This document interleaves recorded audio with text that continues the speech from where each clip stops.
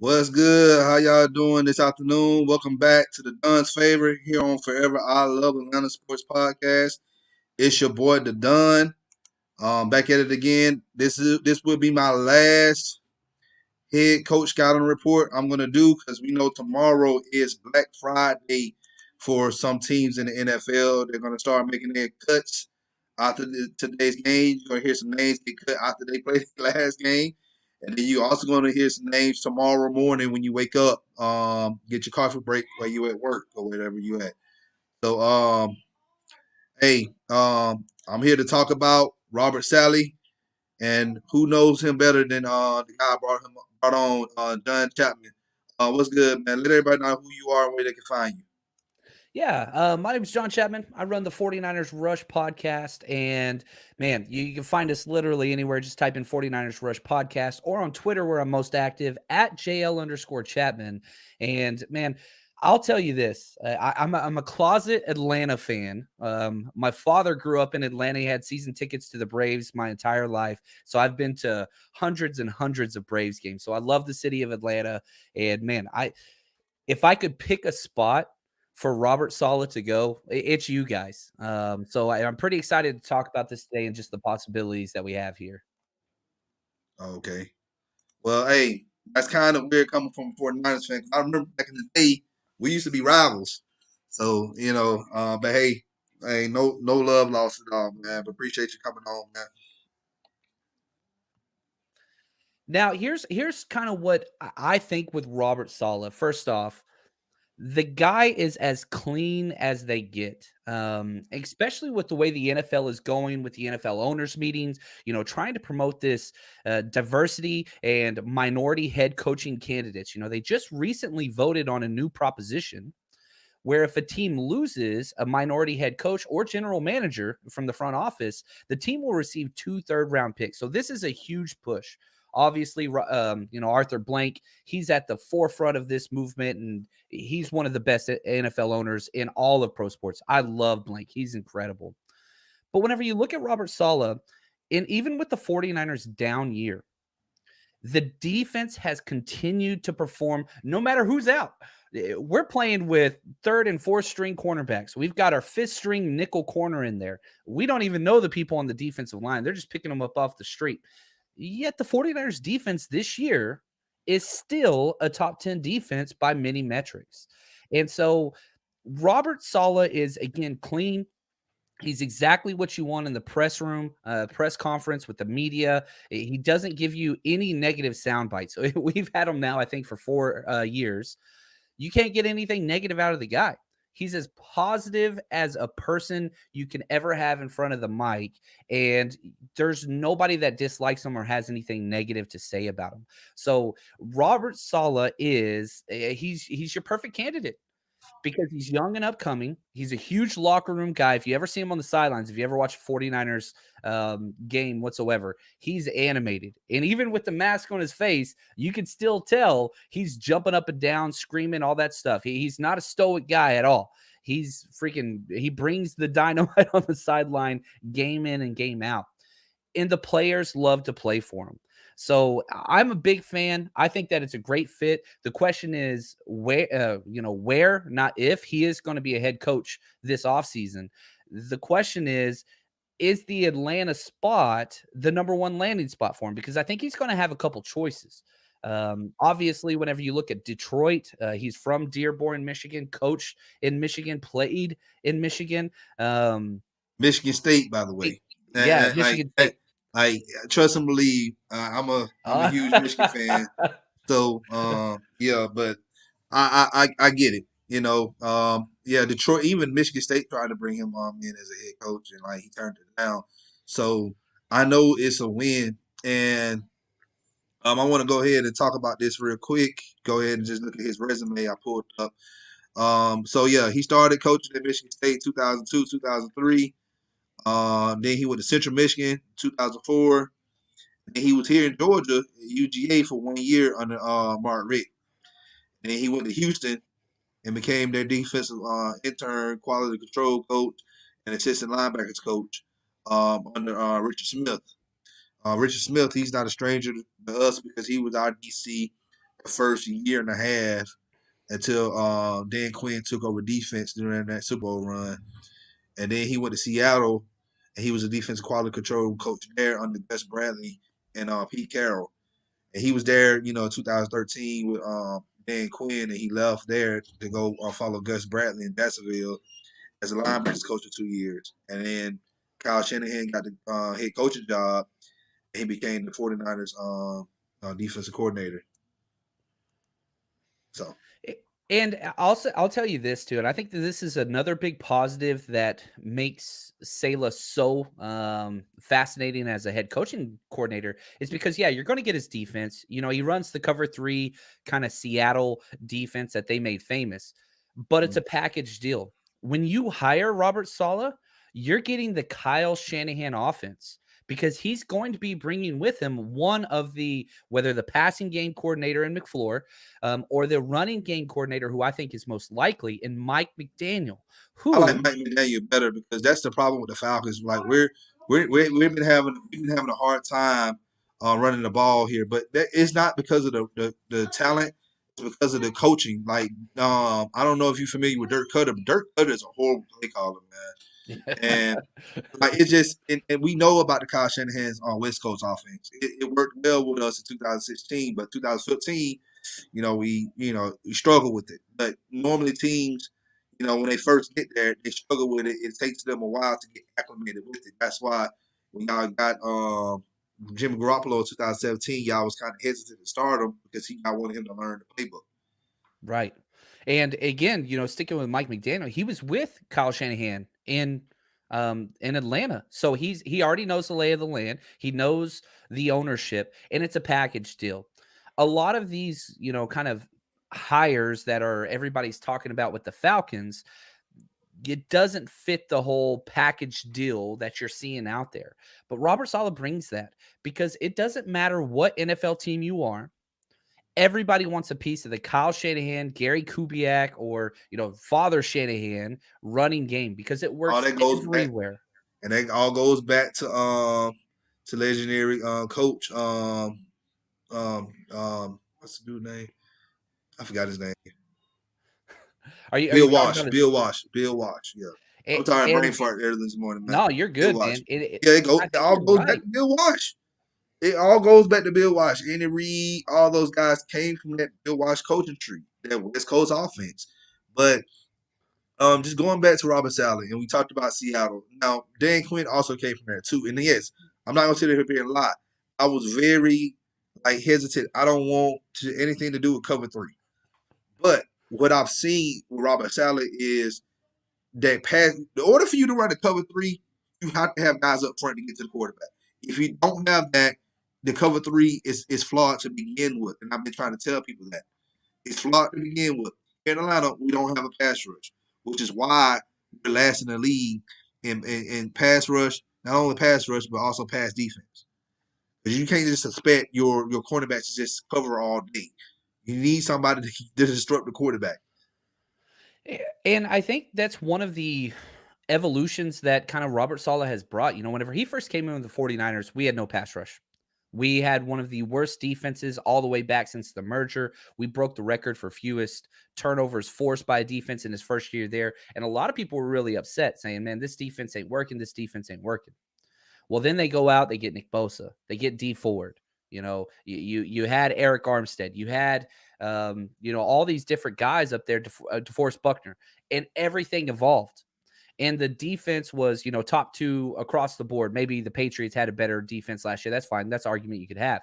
But this year, no Nick Bosa. And he tore his ACL. No D Ford. You traded to Forrest Buckner. The defensive line was in shambles. However, I got Kinlaw.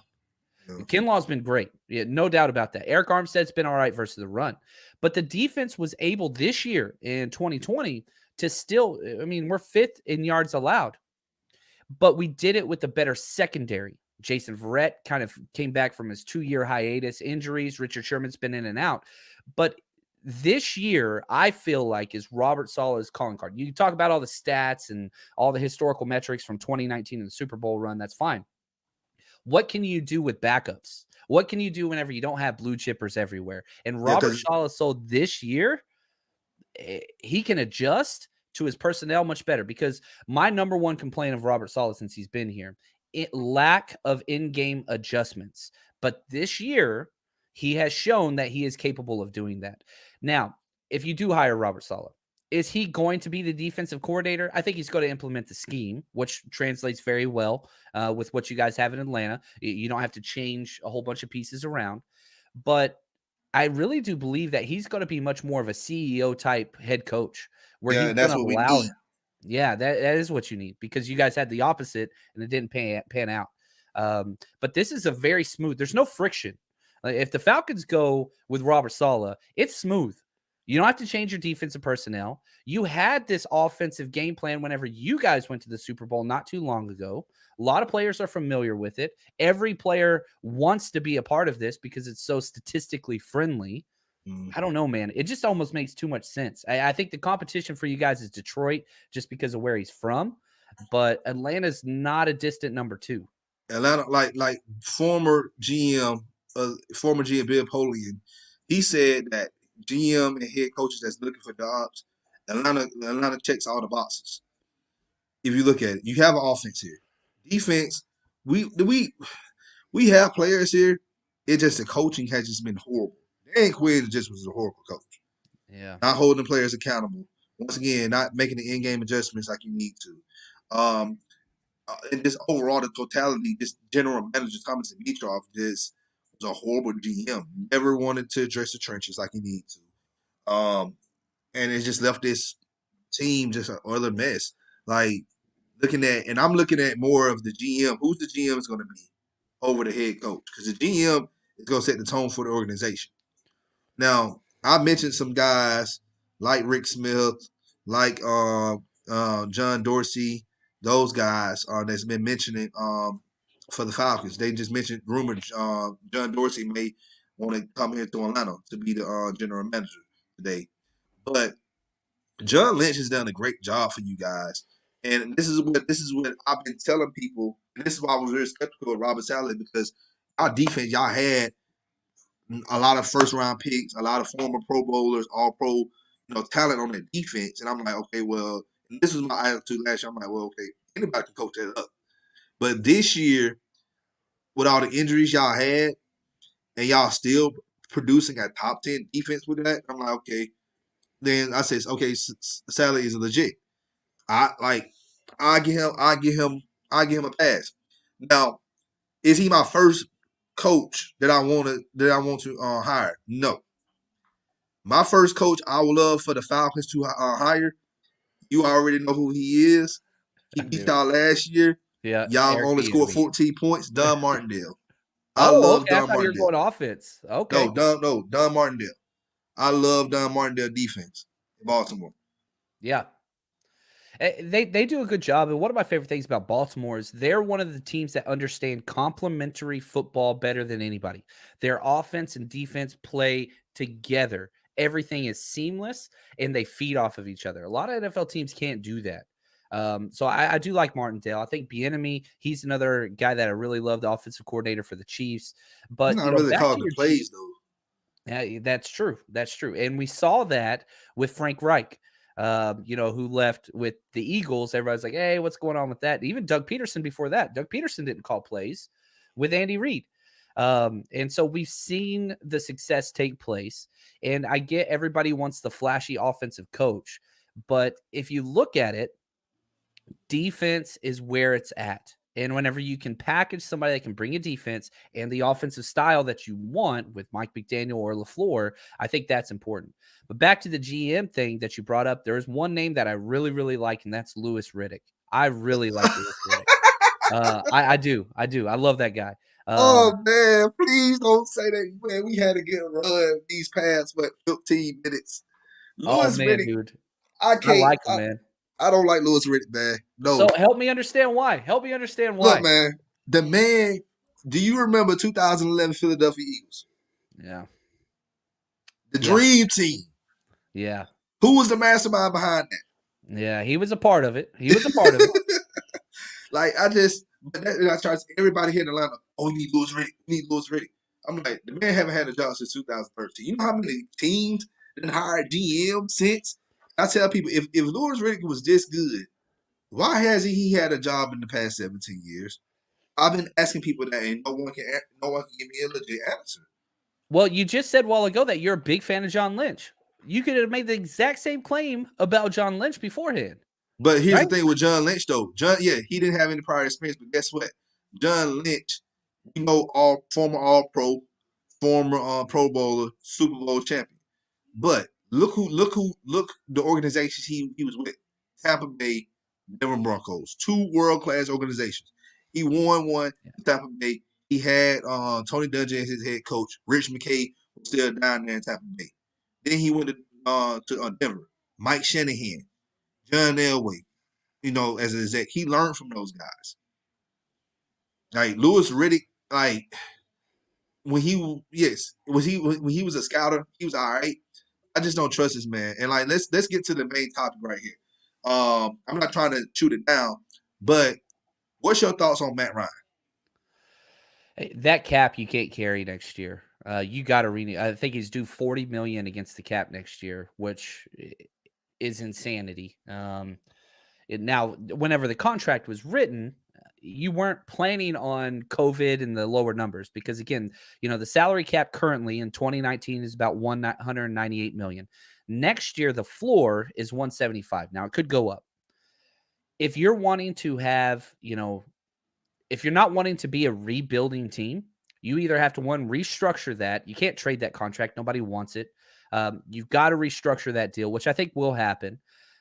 Because again, let's say, all right, you've got two options. Let's say you move on. Matt Ryan, we can't do it. This deal, he's too turnover prone. If he can't do it with Calvin and Julio, then, whatever. What's your other option? You're going to bring in Ryan Fitzpatrick? Thank you. This is what everybody's saying. And this is why on my profile picture, if y'all haven't been following me on Twitter lately, I took a picture of an anti-tank artillery. Like everybody talking about tanking. We need to lose today to tank the quarterback. Everybody talking about Justin Fields. Justin Fields had one good game and everybody losing their mind. I just don't get it. And before Justin Fields, it was Zach Wilson. And before him, Trevor Lawrence. Like, we don't need a quarterback. The quarterback is not the problem here in Atlanta. It's the defense. Yeah. And it's been really coaching as a totality. Yeah. And so would you keep Matt Ryan at his $40 million cap hit number? I will. Yeah. And he's still an elite quarterback. Put it like this here. Say, for instance, let's act like we're playing Madden. All right? Because this is what a lot of people think. This is a video game. You just turn things on. You can turn cap hit, all that stuff off, and just trade and make whatever crazy trades that you want to. You know how Madden works. Yeah. So, because a lot of people think it's just a video game, you just turn that thing on. It doesn't work like that. This is not Madden. So let's play Madden real quick. All right. Say, for instance, we want y'all first round pick, and we trade Matt Ryan for that first round pick, and then we also get Jimmy Garoppolo. Would y'all make that trade? Would you make that trade? So hold on. Ignoring the cap, ignoring money, would you want a Matt Ryan over a Jimmy Garoppolo? No. Why not? I think I like Matt Ryan, but he's old. And I would rather have the ceiling of Jimmy Garoppolo. They're close. And most of 49ers Twitter would disagree with me and they'll say, oh, get Matt Ryan in here. But here's the deal. The 49ers don't have Julio and Calvin Ridley to throw the ball to. That you got to think about it. Hold on. See, you're looking at the receivers. Julio hasn't been playing that much this year. All right. And yes, Calvin Ridley just got 1,000 yards over the season. But you also got to go back to the 2016 Super Bowl season. We had Austin Hooper. All right. Austin Hooper was a Pro Bowler. Look at what he's doing at Cleveland. He's not doing anything. All right. Look at Taylor Gabriel. Like, I remember Skip Bayless, he was talking about, Matt Ryan got all these weapons in the Super Bowl year. He got Taylor Gabriel. He got Mohamed Sanu. I'm like, since when Mohamed Sanu and Taylor Gabriel were weapons? Like, Matt Ryan, I'm telling you, Matt Ryan has made these receivers. Now, Julio can be argued, all right? Julio can be argued. But all the other receivers, man, like, I'm going to be honest with you about Calvin Ridley. Like, I feel like Deebo Samuel has a higher ceiling than Calvin Ridley if we keep it at 100. I think Let me tell he you, has a lot more versatility for sure. I see Debo Samuel make some crazy catches. He gets up there and get the ball. Kevin Ridley not that type of person. He will not fight for the ball. He will let the ball he will try to make the ball come to him. He made some Kevin, yes, he made some crazy little catches, but when there's two receivers on him, he's two defenders on him, he's not gonna try to fight and get the ball. Right. So and Matt Ryan is on 35. He'll be 36, I believe, in March. So my thing is, I wouldn't make the trade. Like You'd rather keep Matt Ryan. I will keep Matt Ryan because I know Jimmy Garoppolo. Yes, he been in the league for a good little minute, but I'm just Garoppolo and Matt Ryan. They not on the same level, man. Garoppolo is Garoppolo. I just don't think he will ever be an elite quarterback in this league. I think the problem with Garoppolo is injury history, which that dude can't stay healthy. And so from that point, I get it. The and I problem feel is like we saw, or the opportunity is we saw him get to the Super Bowl, and man, he was a perfect fit. Is Matt Ryan a perfect fit in Kyle Shanahan's offense? Hell yeah, we know that to be true. Yeah, I don't have a problem with that. but And the you say really like turn the cap off, but man, I'm a nerd. I can't turn it off. You got a negative 24 million for the cap here. exactly. You can't make that trade. That's what we've been trying to tell people. You cannot cut Matt Ryan. You got to keep him. But going back to last year's Super Bowl, y'all run game was so great. That's what got y'all to the Super Bowl. Yep. It wasn't because of Garoppolo. I seen games that he played like trash and y'all still won because y'all defense and y'all run game. No, that's true. Starting all those guys. That is very true. The one thing I've got to say, I'm not a Garoppolo truther by any stretch. I think the 49ers will draft a quarterback if one falls to them in the first round. Y'all doing, I'm telling you, I'm calling it now. Y'all drafting the quarterback this year in the first round. I think it's, I think Trey Lance is going to be a guy that's going to be there. Not that I'm a Trey Lance guy, but I think, Trevor Lawrence, Zach Wilson, Justin Fields will be gone by the time the 49ers pick. And so I'm not one of those guys that wants to trade up and grab somebody. I think somebody fall to you. Yeah, exactly. I think Jimmy Garoppolo should start week 1, draft a quarterback in the first round if he's there, and allow that. You can kind of see the Patrick Mahomes, Alex Smith transition plan, because the 49ers are a win now team. They're not a rebuild team. Now, when we look at Atlanta, you guys are picking the top 5. But we're not rebuilding. It's not a rebuild. It's a retool. I agree with you. But new coaches want their new quarterback, man. New coaches want new quarterbacks. Yeah. But that's not true though. In 2017, when Kyle Shanahan got there, did he draft Deshaun Watson, Mitch Trubisky, or Pat Mahomes? Nope. To the chagrin of 49ers faithful, he did not. Look, guess what? And I'll tell you this: John Lynch is a smart GM. I'll draft every year in the first round. Y'all get trench players. Yeah. Y'all got Solomon Thomas. Then y'all got Matt Ryan's cousin. I forgot his name. Mike McGlinchey. Matt McGlinchey. Then y'all got Bosa. And then y'all got Kinlaw. So that's what I'm saying. Like, y'all been drafting the right way. Y'all been drafting guys for the trenches. If you cannot win in the trenches, you're not winning anything.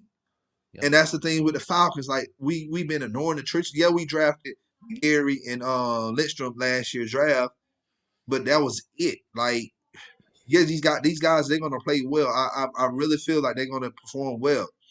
But with play calling like this, like, nobody in the offensive line looks good. I'm just calling it like it is.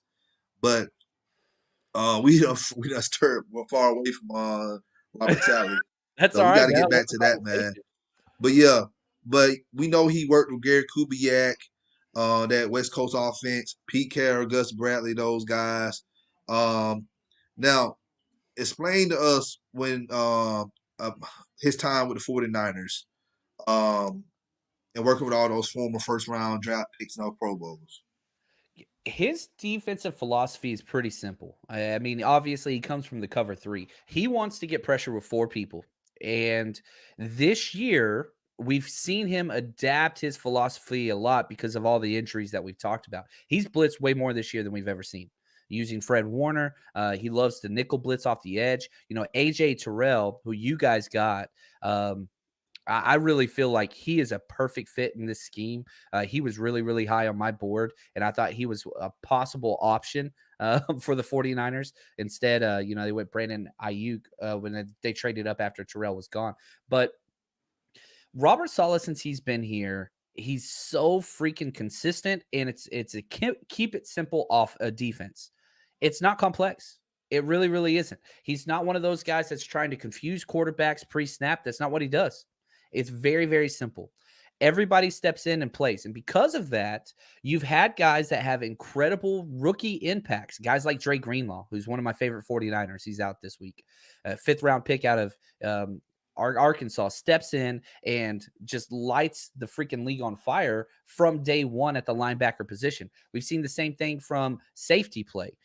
We've seen the same thing from corner. We've seen the same thing from edge. It's an easy defense to step in and apply day one. It's a player-friendly defense is really what it is. And the scheme is relatively simple. As you well know, there's not a lot of caveats to the cover three, but he is doing a little bit more man. He is doing a little bit more blitzing this year, but which is huge for 49ers fans because our defense was so vanilla, even though it worked, it was very, very predictable. And his entire mindset is this: for a team to score against us, they have to go on a 13-play drive with no negative plays. You get a false start, you get a holding call, you get a sack, it's over. And so he wants to force the offense to methodically move down the field with 4 to 5 yard out routes nonstop. And if they're patient enough to do that, then they're going to have success, which we've seen the Cardinals. They kind of have had our number, not last week, but last year. Little quick out routes. They piss me off so much, man. It's just like death by 1,000 cuts.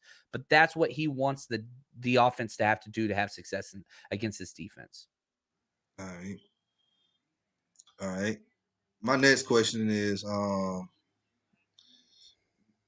now we talk for some reason when we look at when I look at defensive coordinators that are good in the league, they normally were linebackers coaches by trade.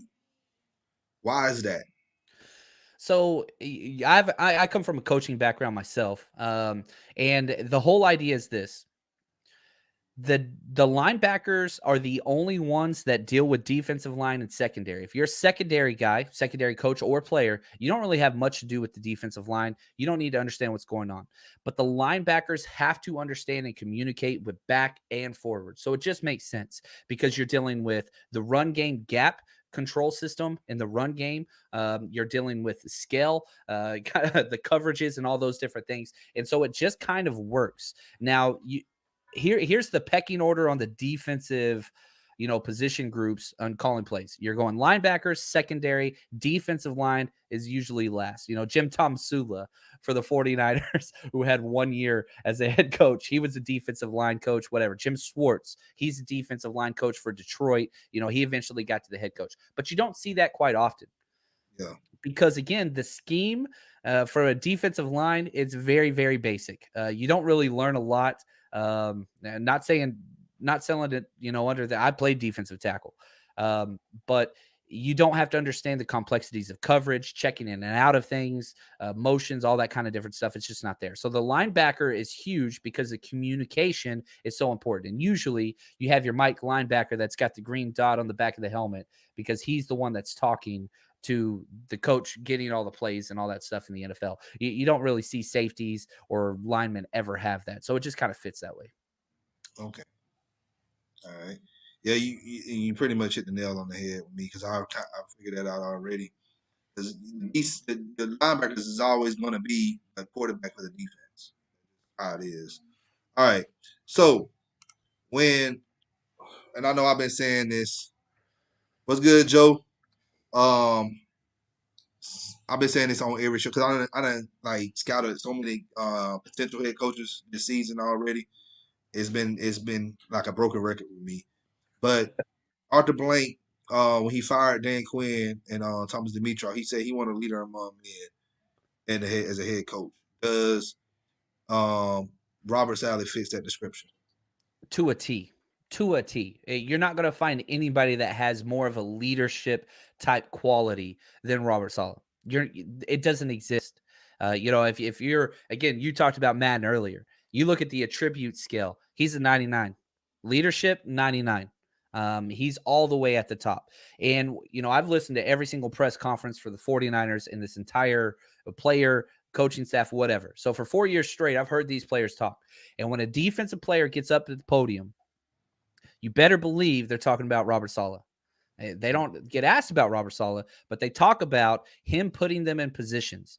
And as a coach, it is your job, imperative, to make your players believe that you're giving them a better chance to play successfully and to win. And that permeates this culture big time on the defensive side of the ball. They feel like they got a cheat code. And a lot of that is because of Robert Saleh. I don't want to see him go, but it's a foregone conclusion. He should have been hired last year, to be honest with you. Well, If he the didn't want to go 49ers were, anywhere. He wanted to try to win another Super. You got to think about it. You want to bring a winning a Super Bowl. All right, he won one in Seattle. All right, now he was on the brink of winning another Super Bowl as a assistant coach. That winning multiple Super Bowls as assistant coach is rare. yeah. All right, but that's what he wanted. He wanted to come back and say we was that close last year. I want to come back and give it another shot.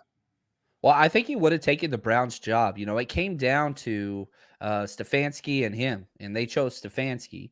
And the timing of it was weird because, again, they made the hire right before the Super Bowl. They kept interviewing them back and forth. Part of me, I don't know, it's kind of whatever. But if the 49ers weren't in the Super Bowl, I think there was a better chance that he would have gotten that job. They were ready to move forward, which I don't know why teams are always in such a big hurry. Anyway, naming their I guy, feel but you're like they right. should start doing the hiring process after the Super Bowl. Let every team get through the season, the playoff, the postseason, and then in February, because I know it's hard because you got the combine and all this other stuff they got to focus on. But man, do it after the Super Bowl, man. Yep. Like, because some teams they in a rush, they want to hire these other people, and it's not, you know, it's not the person that you actually want. So No, I'm you with I'm see with you teams, there. you see teams like the Jets reach for a coach like Adam Gase or something like that. And I'm like, the man didn't even do good in Miami. I don't want this man, but whatever.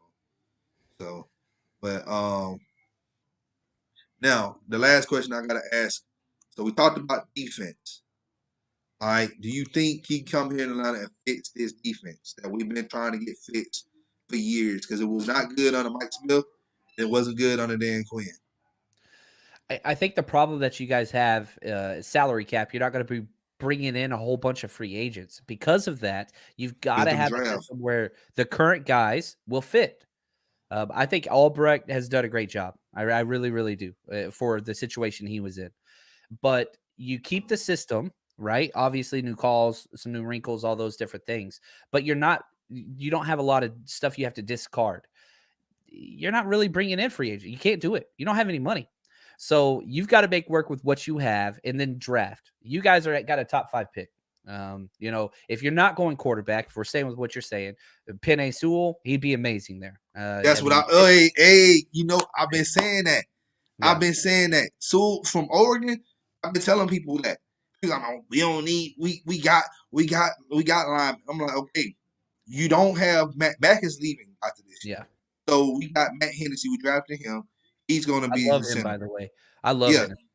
Hennessy is good. Yes, you got a left guard spot wide open. What you can do with that, you can slide Jake Matthews to that guard spot and put Sewell at tackle, and your line is complete. You fortified your line for Matt Ryan.